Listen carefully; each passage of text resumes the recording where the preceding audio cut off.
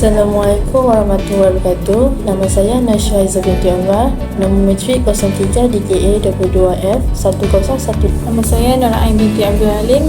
Nombor matrik saya 03 DKA 22F 1100. Nama saya Aina Syabiha binti Muhammad Zaimi. Nombor matrik 03 DKA 22F 1070. Okey, saya akan menerangkan tentang pengenalan cerun. Okey, cerun ini ialah permukaan tanah condong sama ada semula jadi ataupun buatan manusia. Kestabilan cerun ni dia merujuk pada keadaan cerun yang condong dan boleh menahan beratnya sendiri.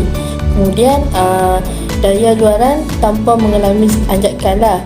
Kestabilan cerun ni juga menggunakan prinsip mekanik tanah ataupun batu, kejuruteraan geoteknikal dan geologi kejuruteraan.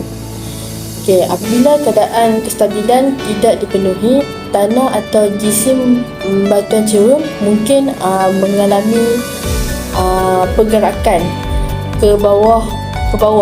Boleh jadi sama ada perlahan atau sangat pantas. Okey, fenomena ini dikenali sebagai kegagalan cerun atau tanah runtuh. Okey, tanah runtuh ini mungkin ditetuskan oleh gempa bumi. Hujan juga boleh menyebabkan tekanan air liang melebihi atau kemerosatan sifat mekanikal tanah. Kegagalan cerun secara sistematik boleh merosakkan infrastruktur manusia dan menyebabkan banyak kematian setiap tahun.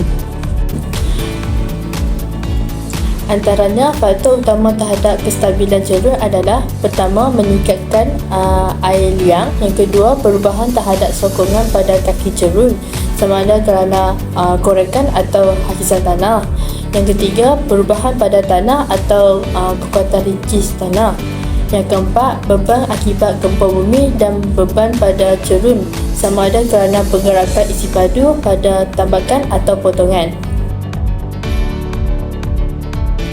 Fungsi cerun. Bagi cerun semula jadi, cerun ini wujud sendiri di permukaan bumi tanpa dibentuk oleh manusia. Kebiasaannya, cerun ini wujud di kawasan berbukit. Cerun semula jadi terbentuk dalam masa jangka panjang dan aktif untuk berubah bentuk, manakala untuk jangka pendek tidak aktif untuk berubah bentuk. Cerun yang telah stabil untuk tempoh yang lama juga boleh mengalami kegagalan secara tiba-tiba dan mungkin menyebabkan beberapa faktor. Antaranya ialah gangguan luar disebabkan oleh pemotongan dan penambakan pada permukaan tanah atau cerun yang berdekatan dengan perubahan keseimbangan daya. Kemudian gangguan luar seperti gempa bumi ataupun getaran, serta peningkatan tekanan air liang di dalam cerun yang disebabkan oleh kawasan sekeliling. Cerun buatan. Cerun buatan terbahagi kepada 4, iaitu cerun potongan, cerun tambakan, cerun timbusan dan cerun binaan. Cerun potongan, pemotongan cetek dan curam amat popular dalam bidang kejuruteraan seperti bangunan dan jalan raya. Tujuannya untuk mereka bentuk satu cerun yang mempunyai ketinggian dan kecenderungan yang stabil dalam jangka hayat yang panjang dan ekonomi. Reka bentuk ini mempengaruhi kaedah geologi, sifat boleh kemungkinan banjir dan hakisan, serta kaedah pembinaan dan tujuan pemotongan dilakukan. Kegagalan yang pantas berkemungkinan berlaku untuk jangka masa yang lebih panjang, kecuali cerun yang dibina untuk tujuan sementara. Cerun yang dipotong biasanya akan mengambil masa cukup pendek untuk mengalami kegagalan cerun dalam beberapa tahun setelah dipotong. Bagi cerun tambakan pula, pembinaan tambakan akan menyebabkan tanah asal dan tanah tambakan mengalami pertambahan tegangan jumlah. Tekanan air liang juga berkait rapat dengan kandungan air pada tambakan. Semasa pembinaan, kerja tambakan dianggap mempunyai kebolehterlapan yang rendah dan air yang meresap keluar adalah sedikit, maka resapan berlaku beransur-ansur selepas pembinaan. Kekuatan ringkis tanah yang menanggung tambakan juga mempengaruhi kestabilan cerun tambakan itu. Cerun terbesar merupakan tanah yang mengandungi bahan yang ditolak oleh jentera pemadatan. bahan timbusan ini meliputi bahan-bahan yang kurang optimum, di mana antara bahan-bahan tersebut merangkumi bahan organik, iaitu bahagian daripada bahagian pokok, buangan dan runtuhan yang telah dibuang. Pemadatan dilakukan untuk menghilangkan lompang-lompang dalam tanah, tetapi ia hanya berlaku di atas bahagian yang dipadatkan. Bahagian yang lebih dalam tu masih longgar lagi kerana terdapat tanah timbusan yang sangat lembut. Cara pembinaan ialah cara yang direka bentuk untuk tujuan kerja pembinaan. Okey, memandangkan dia ni cara yang direka bentuk, maka kestabilannya ni lebih terjamin lah. Walau bagaimanapun, perhatian yang perlu diberi ialah perlu diberi kepada tekanan air liang pada cerun.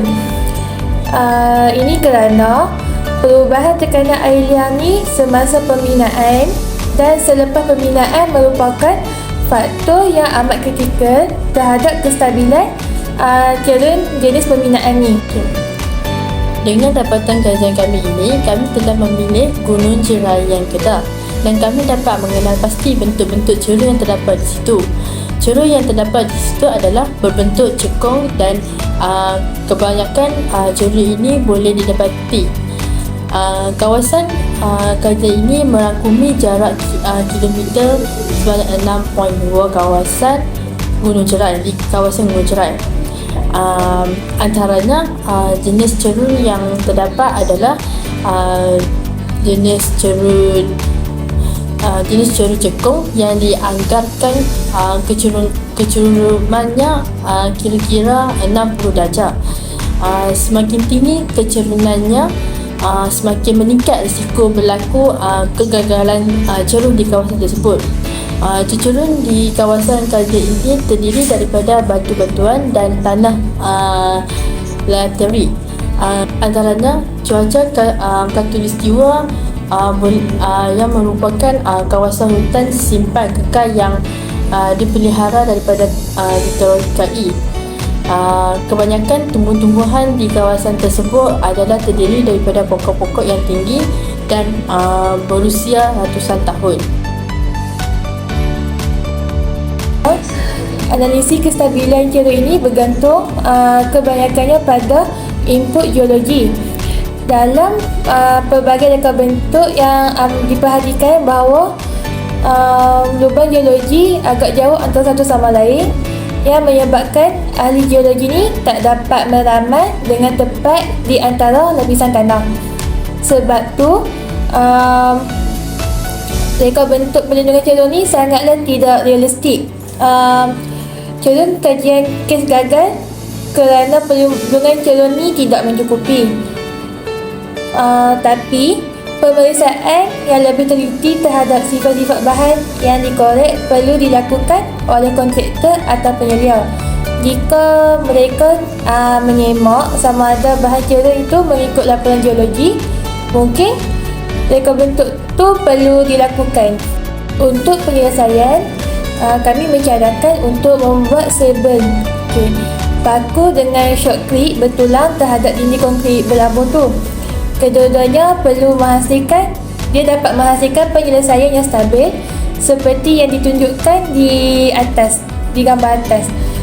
Apabila batu asas ni mereka bergantung pada kos dan kemungkinannya pembinaan teknikal. Biasanya batu asas ni tidak begitu dalam. Penyelesaian memaku ni lebih digunakan dalam amali.